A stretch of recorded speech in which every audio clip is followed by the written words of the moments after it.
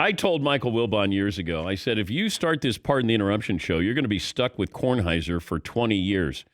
Well, we're on 19 years, Mike. Can you make it another year with Kornheiser? I hope we can go longer than that. By the way, Steve Fuller, I actually knew that answer. Steve Fuller quarterbacked the Bears, and he actually won a playoff game because Jim McMahon was hurt in 1984, the year before the super team and the shuffle and all that, and the year before they won. He's in the shuffle video. Steve Fuller, yeah. He beat I think I'm pretty sure he was a starting quarterback, beat the Redskins, crushed the Redskins, and they were defending NFC champions in Washington. I'm sorry, I'm not supposed to say that anymore. The Washington football team. Yes, of course. But yeah, I think I'm pretty much Fuller was number 4, was in the video and won that game. Growing up in Chicago, did you go as an athlete on Halloween? Wow, Dan. No, I don't think I ever did. I did that when it's boring stuff like scarecrows and skeletons. I don't think I ever got you mean like got dressed up as Gale Sayers or Ernie Banks or something? Yeah. I must have done it once. But you know what? You know this. You just couldn't get a uniform anywhere back then when we were kids, right? Yeah. Now you had a hat. Like it was a big deal if you got a batting helmet. You went to a game on batting helmet day. But we didn't have uniforms and jerseys and stuff, did we? I don't remember that. They weren't into marketing like that back then. And you could get those plastic batting helmets that they would, strongly suggest you don't use this in a real game. That's right.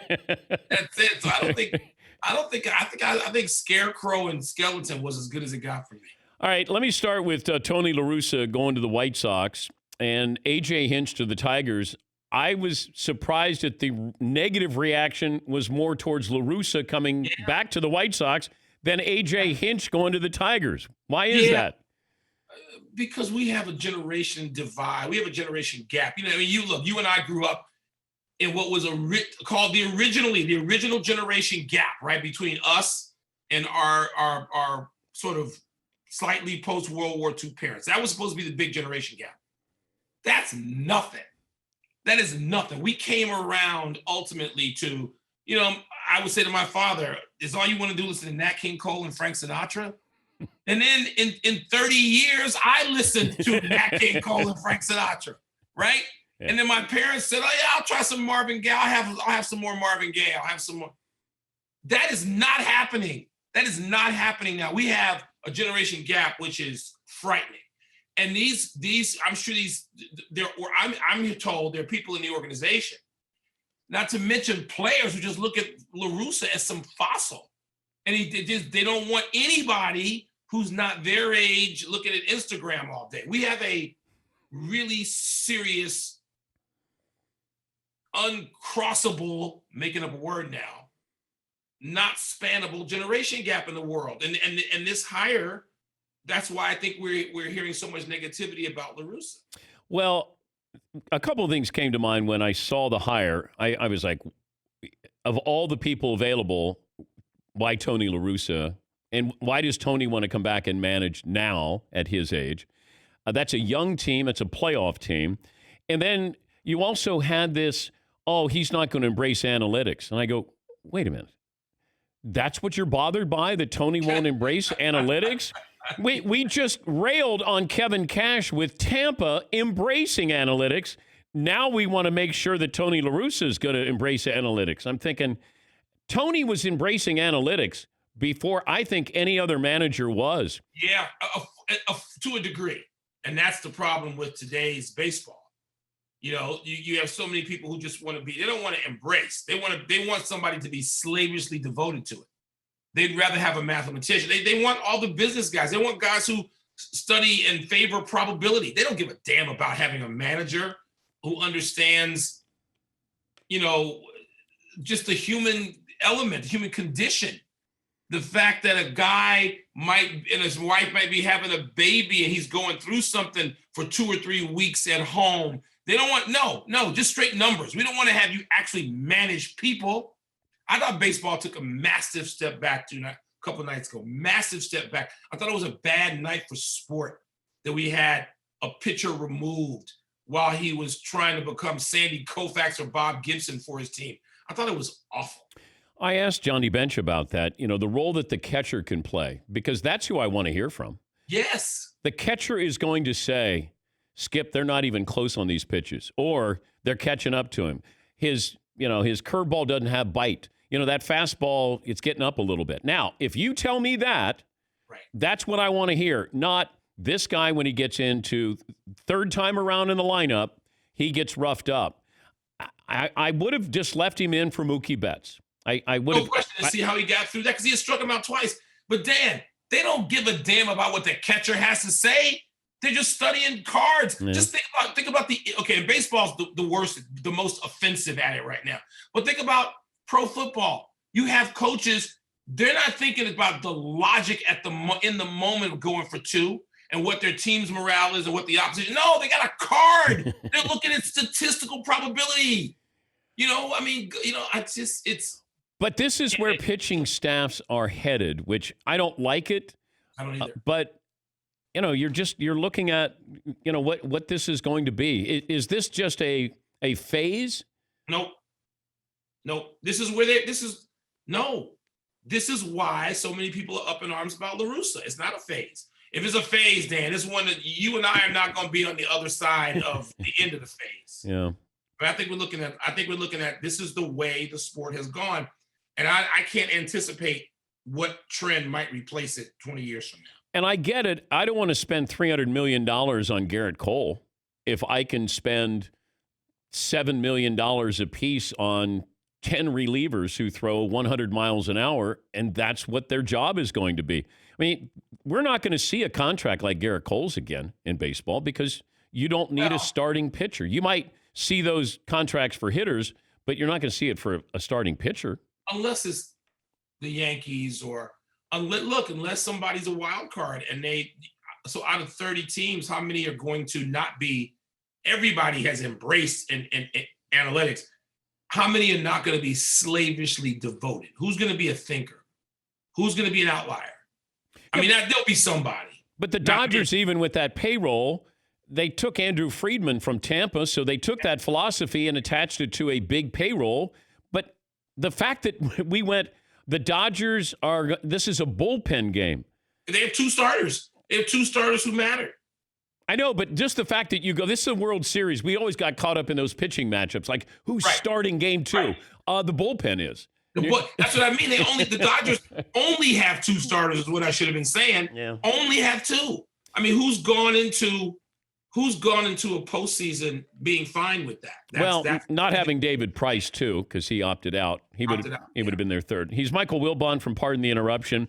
And then you have the situation with Justin Turner and baseball investigating the Dodgers. I think baseball should investigate baseball first, Mike, because how does this happen that it's inconclusive and then it is conclusive and then you take him out? Now, where does he go?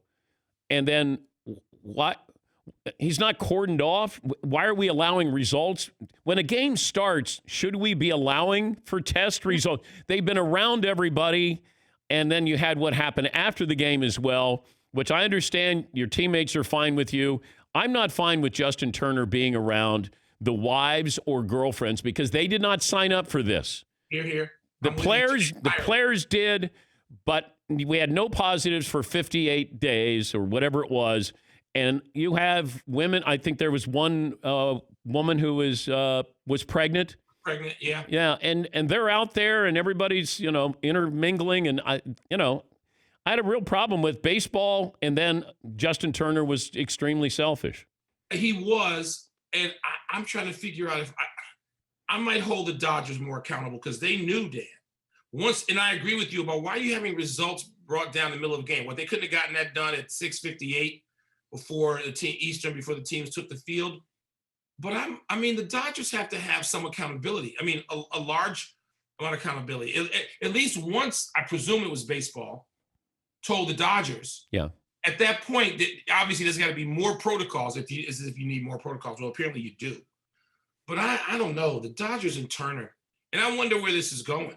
I mean, they may investigate. This is going to be, and I asked Tony this yesterday, it's going to be like the NHL where, if a hit results in a broken jaw, the guy's got to be out for 2 or 3 weeks or as long as he's out. But if there are no consequences, he could be back the next night. What happens to Turner?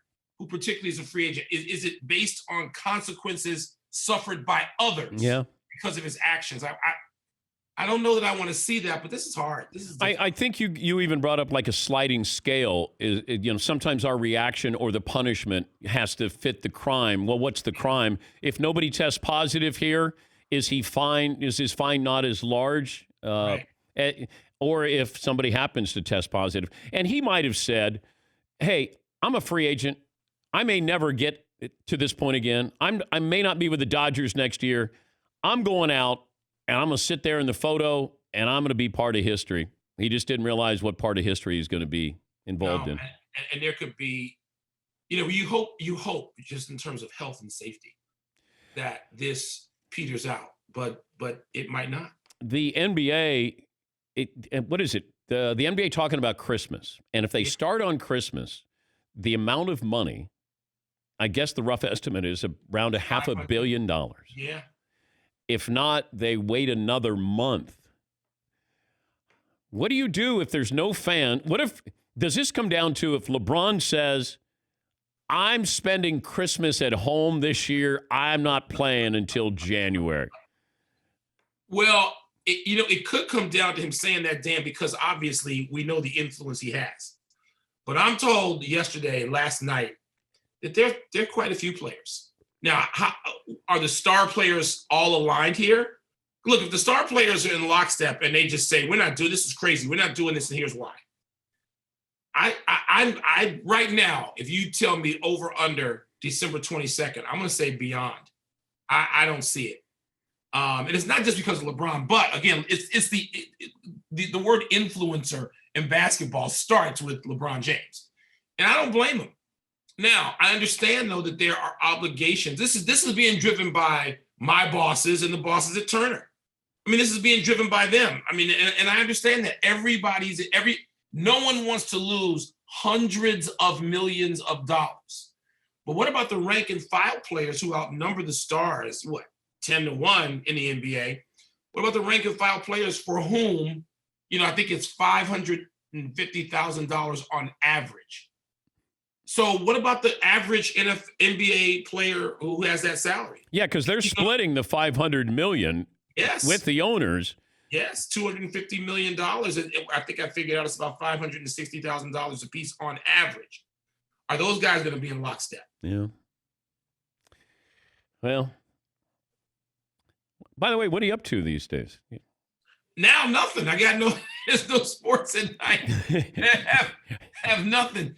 No, it's Are you watching anything good? Not yet. So the week after the NBA playoffs, maybe 2 weeks out now, I just sort of, putzed around and tried to act like a father and help a 12-year-old with homework that I don't understand. But that's going to end quickly.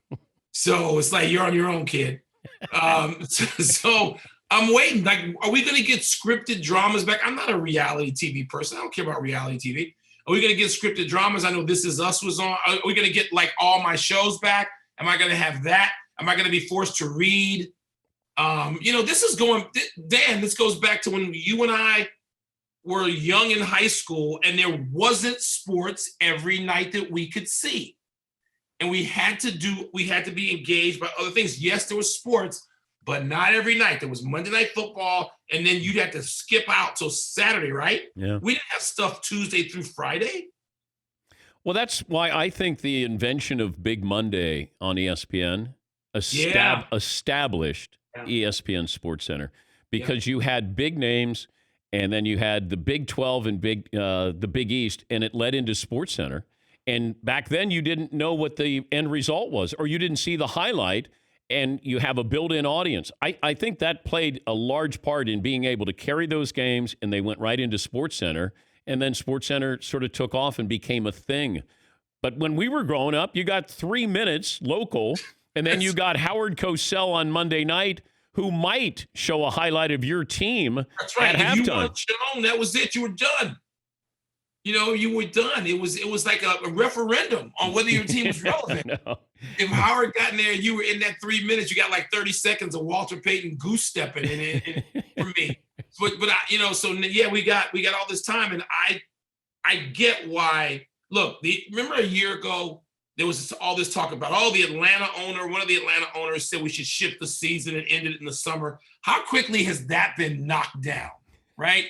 I mean, the NBA can't wait to get out there. We have the NHL hasn't weighed in yet loudly, and the NHL season would be going on. They'd have been 3 weeks in by now. Yeah. So what are we going to have in that way? We don't have college basketball for a while until January. So man. I mean, it's not early pandemic dearth of sports, but it feels pretty empty. It feels like we're going to be stuck in this for at least another year. It does. As far as affecting sports, when you can play, how long you can play, what are the safety protocols? We're finding this out with the Big Ten. The Big Ten, it feels like, is really fragile right now because of what happened with Wisconsin. Does this happen? So how long are they out? How many games do they miss? That affects all these other schools. And the Pac-12 hasn't even started yet, Mike. And the Pac-12, and look, I mean, California and the fragile nature of the state and the number of teams they've got, four? I know they haven't. And so the Big Ten situation is fascinating because they decided not to build in time. I know. They just said, this is what we're going to do. And remember, Dan, those Wisconsin quarterbacks have to sit, if those positives were confirmed, 21 days. This ain't like the ACC. Well, they're trying to change it, though, Mike. They're trying to say that they didn't have enough data for the 21 days. Therefore, they want to kind of rescind it to 14 or something. I think it feels like an amendment's happening. Yeah. An addendum is happening soon here. Right now. Yeah. Yeah. This whole college football season, you're just scared. I didn't know till very late last night. You want to know what I'm watching? I'm watching Law and Order reruns. I'm going to get through the whole 450 again. So I'm watching Law and Order reruns last night on Sundance. I can tell you off the top of my head which nights are on which networks. And something just said, even though there were no games, my son said, "Dad, aren't you going to check SportsCenter before we?" And I said, "No, there are no games." He goes, "Why don't you just check? You always talk about news." And I said, "There's no news." Click, Trevor Lawrence. Yeah. And I was like, "Oh my gosh, what is this really gonna mean now?" Somehow he'll be available, I think, for the Notre Dame game. Yeah, just somehow. Yeah. Hey, great to talk to you. Congrats again for 19 years putting up with Tony. Thanks for joining us. Well, thank you, and thanks. You were there at the beginning, like you said. I remember at one point I said, "Dan, should I be doing this?" I know. You said, "I'm sorry." Has your brain died while we're sitting here talking? I know. I said you got your own show. Like they're giving you a show. And Tony said the same thing. He goes, "They want us to just get our big fat heads on TV and yap." And then he goes, "That's the exact quote. Does anybody care?" And I go, "They're giving you a show, Tony." We owe you. Oh, okay.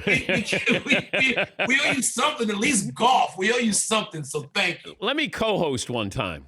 I love that. You're going to have to twist our arms for that. Yeah, I think the mothership, I'd have to. You're fine with the mothership now. I would have to clear it with them. Okay, so wouldn't it be great if I just showed up one day and I didn't connect with anybody at the mothership? Would I last the whole half hour? Oh yeah. Okay. Right. Oh yeah, we love that. Just want to make sure. All right. You're on to something. I'm ready. Let's just plant the seed. One day, Mr. Tony is on vacation, and I just show up. I'll be in his attic. I'll just show up from his attic. Make that happen. Thank you, Mike. Thanks, Dan. Appreciate it. That's Michael Wilbon.